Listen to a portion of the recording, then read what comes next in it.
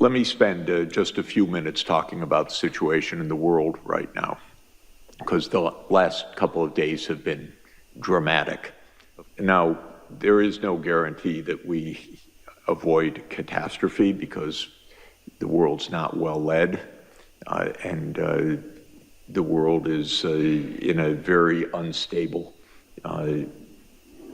situation because of all the things that we've been discussing. Of course, the climate crisis, all of the upheavals in the world economy, even aside from the interventions of leaders choosing wrong things, just the technological upheavals are astounding, and you know that better than I. So this is something quite dramatic.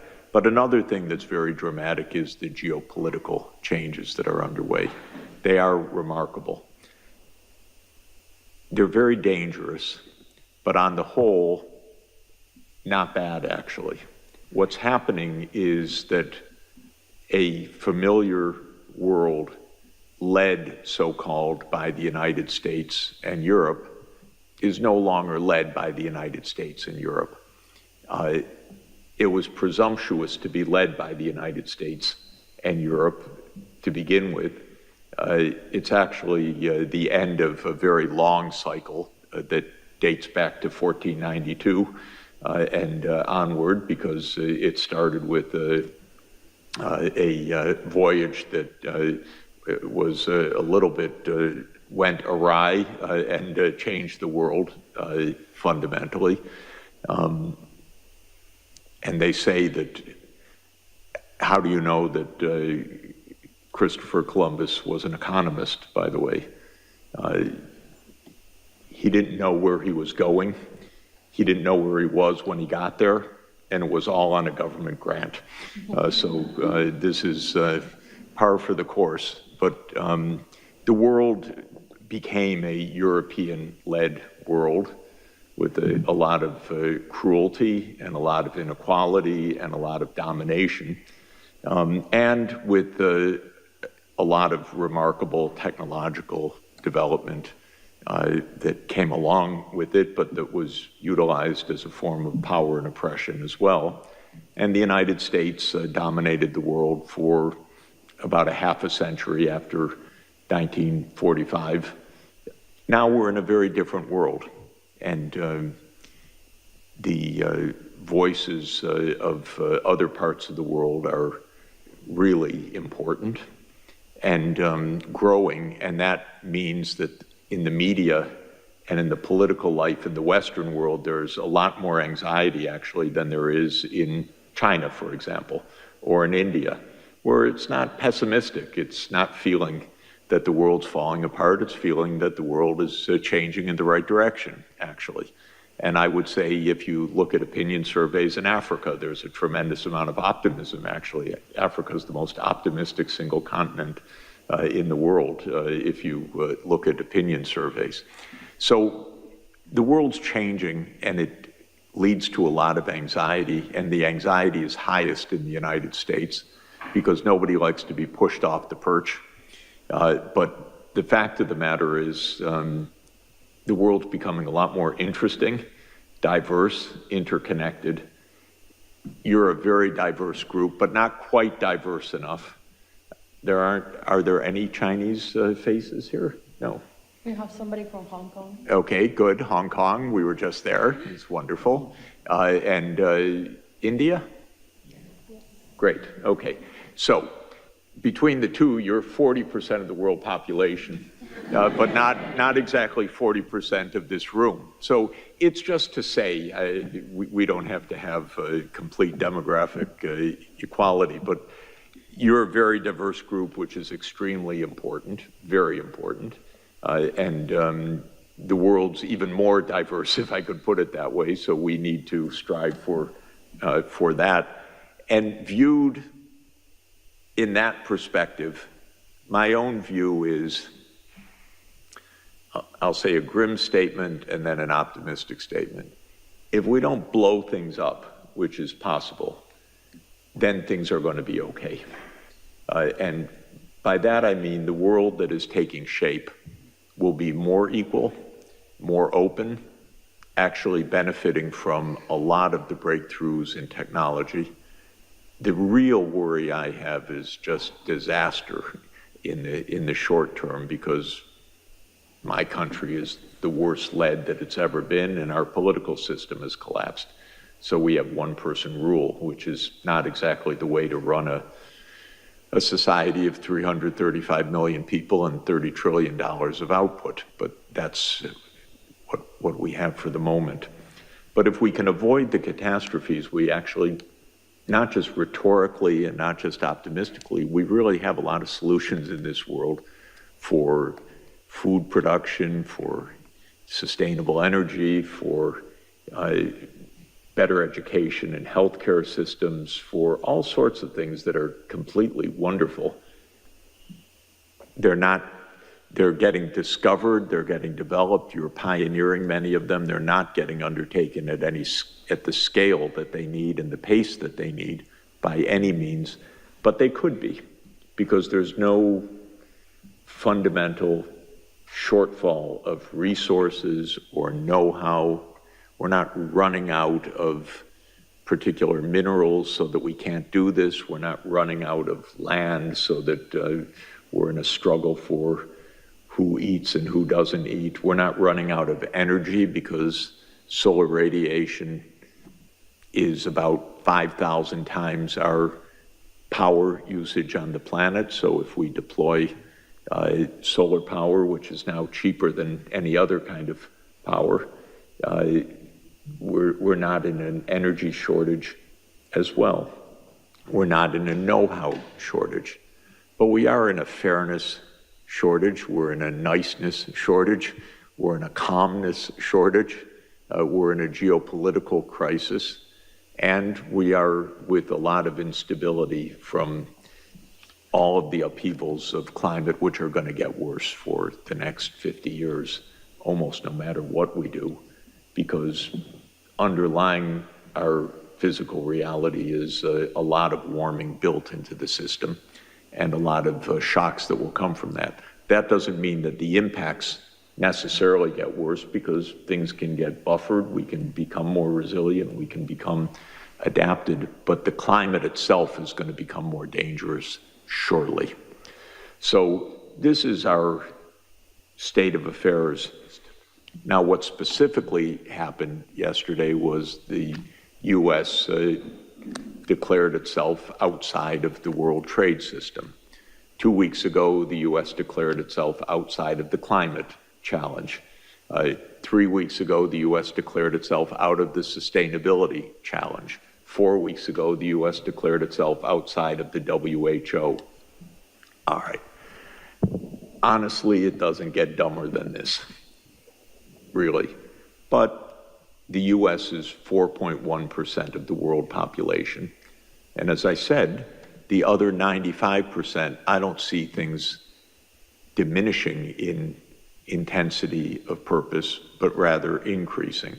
And there are a lot of very good things that are happening, even because of the United States' strangeness of behavior right now. For example, China and India, which have been at loggerheads for 60 years, for more than that, for almost 80 years, for a complicated reason that the British drew an arbitrary borderline in the Himalayas, and that has meant border dispute and conflict between China and India since India gained independence in 1947 and the People's Republic of China was formed in 1949, and they're still fighting over a line that a guy named McMahon drew arbitrarily in 1880, never having been up to the Himalayas where he drew the line.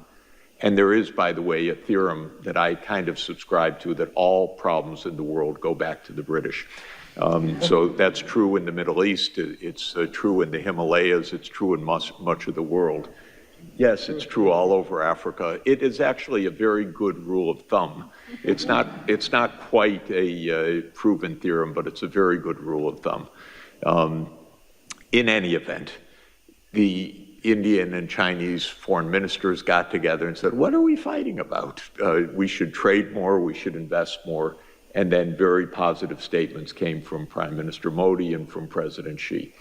Then last week, 3 other countries that are at loggerheads for no reason in the world, honestly, China, Korea, and Japan. They are divided because the United States says, you're on our side and they're the enemy, to China and Japan, and to Korea and Japan vis-a-vis China. The 3 got together because they see the U.S., not such a great, protector of their interests, and they said, we need to improve relations with each other. This is very, very good. And if you think about Iran and Saudi Arabia, for example, which was defined by the U.S. to be the fundamental schism of Shia and Sunni, and so much of U.S. policy was playing the Sunnis against Shia, Iran, and so forth.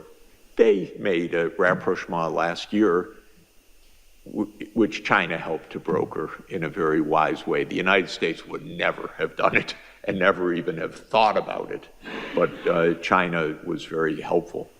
So truly, I'm not so pessimistic at all. I just see the world changing, and I can understand the pessimism in the newspapers that I happen to read in the U.S., because they're all geared around the idea of the U.S. as number one. And if you put that aside, I like a world in which China's playing a much larger role, and India's playing a much larger role, and the African Union's playing a much larger role, and Saudi Arabia's playing a much larger role. To me, this is a great world. It's a world of diversity, much better food, much better conversation, much better places to visit, much more fun in conferences and meetings and problem solving and all the rest. But if you just happen to be a U.S. strategist, it looks very grim and dangerous and so forth. So I don't buy into the danger part. I do buy into the danger part for the reasons I said, but I don't buy into the inevitability of crisis. So what I would really like you guys to do is to stay on the networking course and the practical course and the problem-solving course. And I want us to help you to do that. And just to be very clear, SDSN Youth is not to empower youth per se. It's to help solve global problems, of which you have a lot of solutions. So that's a little bit different. We have a little more access than you do to some places, being older and gray hair, but you know how to fix our phones and computers a lot better than we do, and what's going on with the latest apps and how to use them and so forth. And that's actually unique knowledge in our world right now. And so it's really important that you're at the table. It's true, you should be at the table for 2 reasons. One, to protect the interests of your generation against 78-year-old U.S. presidents that don't know how to think ahead. So that's true, but I don't think that's the main reason you should be at the table. The main reason you should be at the table is you can help move this agenda forward in a very significant way.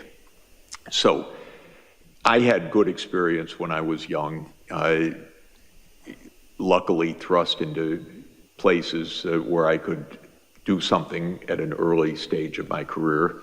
And thank God it worked, because otherwise that would have been the end of it. But in any event, you can do a lot. But I also know we can help you too, because you learn a lot actually along the way as well. Every day I learn something that I say, I cannot believe I didn't know that for the last 50 years of trying to know what I know. and pretty fundamental stuff every day, which is weird to me, actually, because by now it should be kind of rote, but it's not rote at all. There's just so much to learn. And I kind of walk around my whole life with a book in my hand, or now with an ebook or on my phone or something, reading every day and learning pretty basic things, actually, which is annoying, really annoying, because it should have been done already, but it's not. So all of that is to say we can help you, and I can help you, and I can help you network, and I can help you learn things. So don't presume you know everything, but don't presume that you don't know what you're seeing with your own eyes about things that can be done. So that's really the balance that's extremely important. Now, what's going to happen after 2030? Let me say a few words about that, because you're going to play a big role in that. Obviously, we're not going to achieve what we set out to achieve in 2015, September 25th, 2015, when Pope Francis ushered in the Sustainable Development Goals at the UN. The agenda was pretty optimistic beforehand. At the time, it was very stretched goals. It would have required a lot of capacity and working together to make them happen. Of course, we just didn't get the major powers to work very hard on any of this. The only one that made a major effort, in my view, was China, actually. Europe said a few things at the beginning, but Europe got caught in this Ukraine war, which, to my mind, was just a disastrous mistake, because the United States doesn't know how to make peace, and blew the chance after 1991 to help create a true collective security arrangement in Europe. Instead, it expanded NATO. But I don't want to go there. Just to say, the US didn't try, Europe didn't try very much. China launched the Belt and Road Initiative, which is a very big and positive thing. Africa launched the African Continental Free Trade Area, which is a very important thing, and a very positive development. But the world as a whole, for the major powers, didn't try very hard. So we're reaching, and I don't want to go into it, but my view is the US at the University of North Carolina concocted something called SARS-CoV-2 and made a pandemic. That's another long story. But we just lost a lot of time. So what are we going to do? My hope, personally, and this is something we can discuss longer, is that we continue under the framework of the Sustainable Development Goals.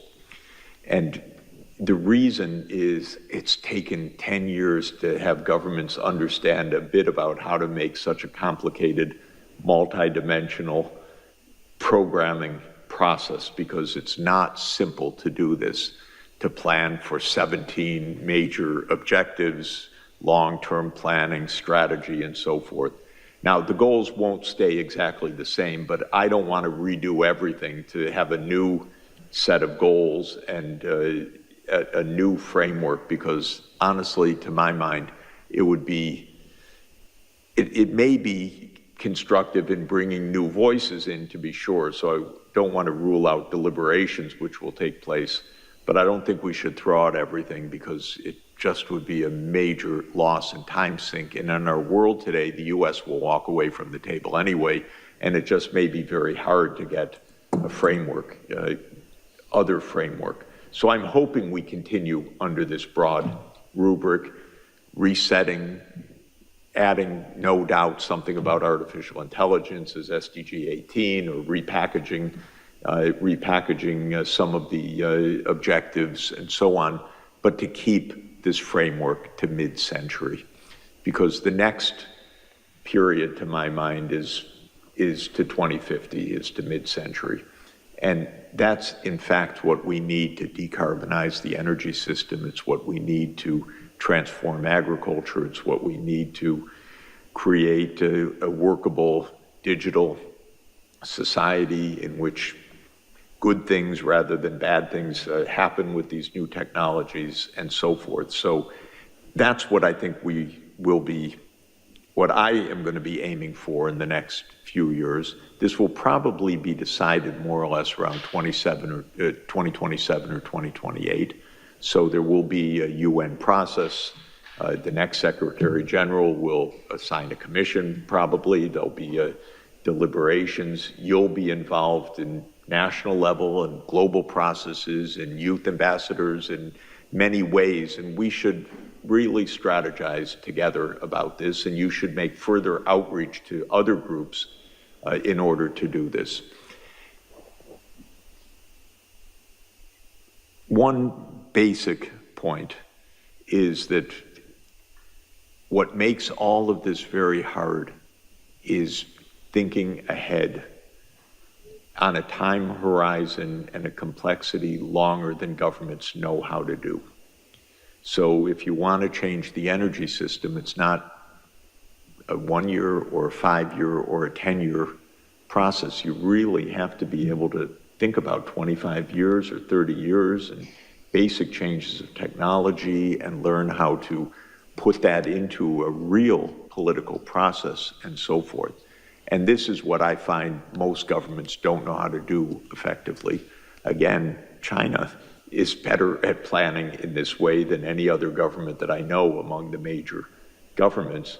Europe's not bad at setting goals, but it then doesn't necessarily actually create the planning to deliver them very effectively. I'll say also I have huge hopes, expectations, and demands of the African Union in the coming years. There's a new AU commission that just came into office on March 15, and Africa needs to make a breakthrough in the next 30 years. It can't go on like this with many conflicts, with kids not in school, with the systems not working, with electricity not reaching still hundreds of millions of people. And that's what we were discussing in the Financing for Development workshop that we had earlier this week, how to make those breakthroughs.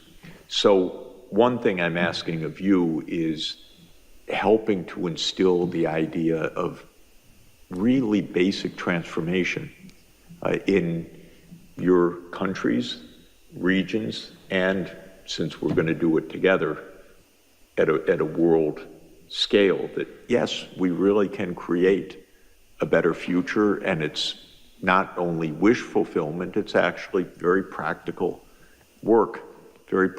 For me, by the way, I caught who had a slide that I think Sinead, about the importance of education as being absolutely fundamental. Was that you, Sinead? Yeah.